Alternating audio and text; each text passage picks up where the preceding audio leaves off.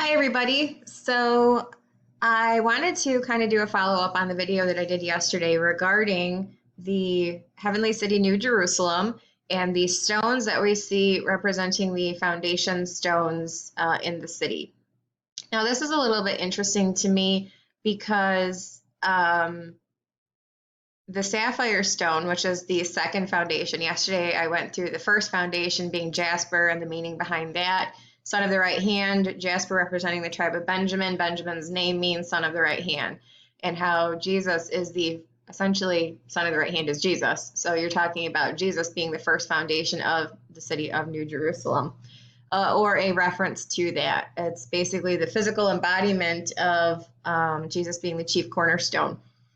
And in Ephesians 2, I talked about this. It talks about us being built upon the foundation of the apostles and prophets, Jesus Christ himself being the chief cornerstone.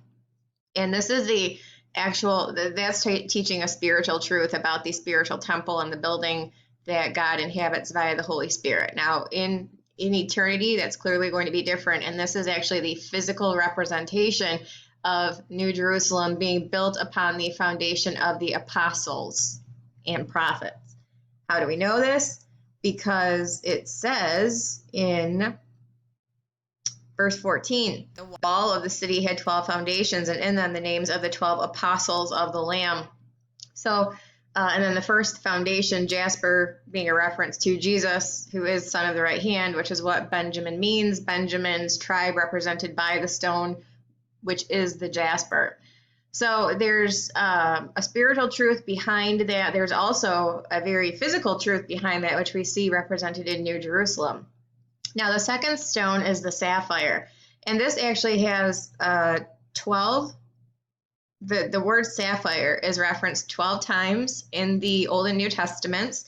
But there are several that I want to talk about because the throne of God is depicted as being a sapphire. Now, in Revelation 4, where we're first introduced to the jasper, when John is caught up in the throne, or caught up in the spirit, the first thing he sees is the throne. And then one who sat on the throne, who is in sight like unto a jasper and a sardine stone, representing the Alpha and Omega, the God of Israel, the first and the last stones in the breastplate. This is the first Old Testament reference that we see in the book of Revelation to the stones. And then there's a rainbow round about this throne, in sight like unto an emerald. Emerald is the fourth stone listed in the breastplate. It represents the tribe of Judah, and we know the rainbow is a token or a symbol of the new covenant, in sight like unto an emerald, because the mediator of the new covenant is from the tribe of Judah, who is Jesus. So there's different meanings attached to the stones, and they go back to the order in the breastplate.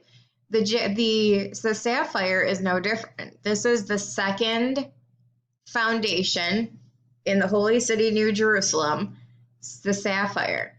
Well, going back to my little diagram that I showed you guys yesterday, the sapphire is actually, when you go to Exodus 28 or Exodus 39, the sapphire is the fifth stone listed in the breastplate, comes right after the emerald, and it is associated to the tribe of Dan. The name Dan means judge.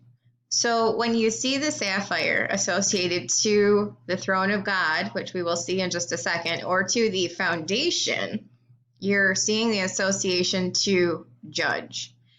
And essentially, the order of this, and I'm still trying to work this out because I'm not sure that I have, when you look at the stones in Exodus and compare them to the order of the stones in Revelation 21, assuming that there is an overlap, which there may or may not be, but more than likely there is, to maintain consistency, there are 4 stones that are listed in Exodus that are not precisely listed in Revelation 21. The chalcedony, the chrysolite, the chrysoprasus, and the jacinth. And so I'm trying to figure out which of these 12 stones listed in the breastplate, or which of the 4. It would be the carbuncle, the diamond, the ligure, and the agate.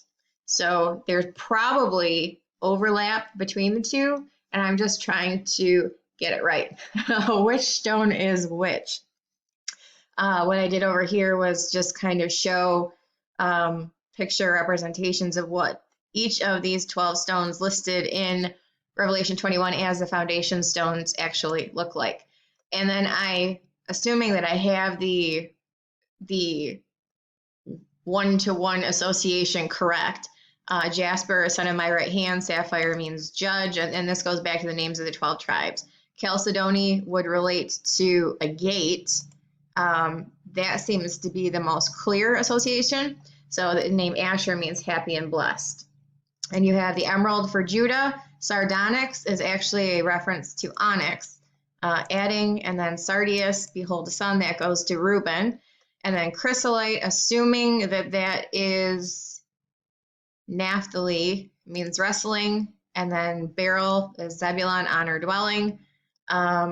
Simeon means hearing. And then troop attached, reward, wages, hire. It's interesting because if you actually kind of look at this narrative from start to finish, the story that kind of tells, it is from Revelation 20 with the judgment seat that leads into the descending of New Jerusalem. You can kind of see from the Great White Throne in Revelation 20 through the narrative told at the beginning of Revelation 22. There's a little bit of a story here. And so the next part that I'm going to be working on is linking these verses in a sequence of orders from the son of the right hand judging, leading to obviously a happy and blessed state, praising. There's an addition to New Jerusalem. There is a combination of the thrones of God from heaven and Jesus, throne of David merging into one. Not sure about this wrestling part, but we'll figure that out. Obviously, honor dwelling is going to relate to New Jerusalem, and that's going to go to Revelation 21, where it talks about the kings bring honor to the city, honor and glory to the city. Hearing, not sure about that.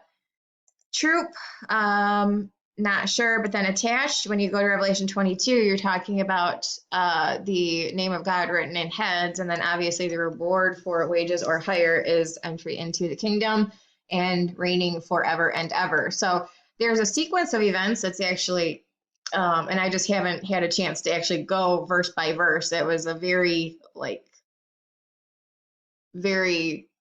short time I spent actually trying to piece that narrative together, but I believe it's doable in linking the scriptures in sequence from, again, you're talking about the son of the right hand judging at the great white throne, and then leading into the dissension of New Jerusalem and everyone in there and what goes on there and what we're told in Revelation 20 and 22. And so this, assuming I have the right order of these 4 stones that are not directly, but probably indirectly linked over here. There is a narrative that actually is discussed and kind of like a sequence of events in the sequence of verses.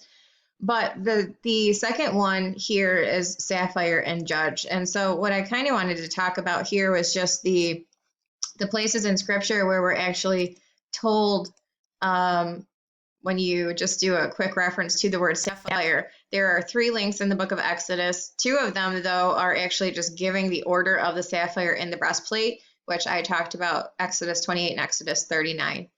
But in Exodus 24, when Moses was receiving the law on Sinai, this is the first time that we have introduction to the sapphire and the throne of God, where, again, you're talking about the righteous judge sitting.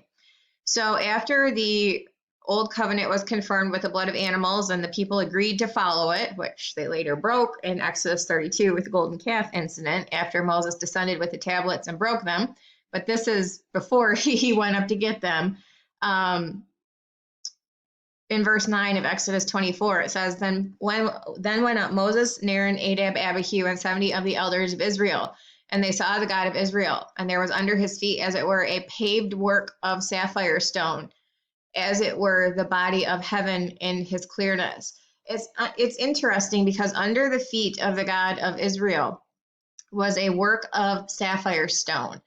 And what are we told in Revelation 4 exists in the throne room? Like the throne, in front of the throne is a sea of glass. So that is an indirect reference to this pavement of sapphire stone, as it were, the body of heaven in its clearness. And so then you go to Ezekiel, and it's important there, just as a side note, in Exodus, he's receiving the law from the lawgiver, who obviously is capable of judging, because that's what the law does, is it judges people.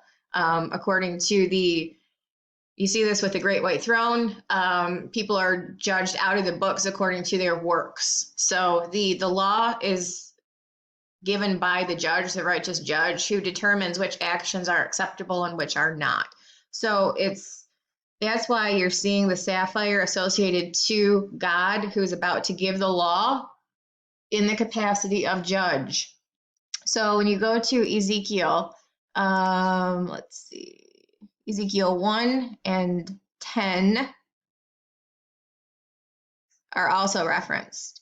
Ezekiel 1, Ezekiel is actually seeing the throne of God also. He's glimpsing into heaven. He's basically seeing a depiction of the throne room similar to Revelation 4 and 5. So he looked, the whirlwind came out of the north, a great cloud, fire folding into itself, a brightness. Let's see, he says the color of amber out of the midst of the fire. There is a likeness of 4 living creature, and this is going to be a depiction of the cherubim from Revelation 4. It talks about their wings, their feet, their hands, their faces, how they were arranged around the throne. This is exactly what Revelation 4 is talking about.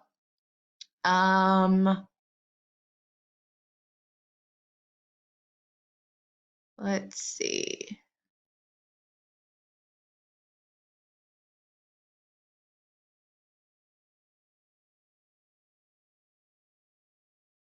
It's actually funny because the 4 living creature, their appearance was like burning coals of fire. That actually is a reference to one of the stones also. And beryl is another one of the stones.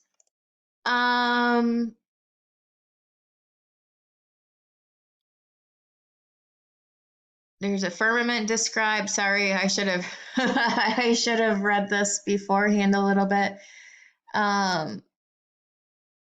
Verse 26, and above the firmament that was over their heads was the likeness of a throne, as the appearance of a sapphire stone. Upon the likeness of the throne was the likeness as the appearance of a man above it. So, and then Ezekiel 10. Ezekiel 10 verse 1, then I looked and behold, in the firmament that was above the head of the cherubims, there appeared over them as it were a sapphire stone, and as the appearance of the likeness of a throne. So essentially what you're seeing is the throne of God. The color of the throne of God is the sapphire stone. And again, the sapphire is referenced in Revelation 21 as the second foundation stone, originally referenced in Exodus 28 as the 5th stone in the breastplate, associated to the tribe of Dan, which means judge. So when you're seeing the likeness of the firmament and essentially in front of the throne, or the pavement in front of the throne, you're seeing essentially what Revelation 4 describes as the sea of glass. And in Revelation 15, it talks about the sea of glass mingled with fire, because the bowl judgments are about to commence. So when you're seeing the sapphire and the sea of glass and the throne in appearance like unto a sapphire, you are seeing references to the judge. The capacity upon which the Lord sits on that throne is the one of judge, the righteous judge. So I just wanted to go through that. I don't think I'm probably going to go through any more of these because I don't really see a need to, but if you do have other questions, comments, or anything specific, let me know. See you guys later.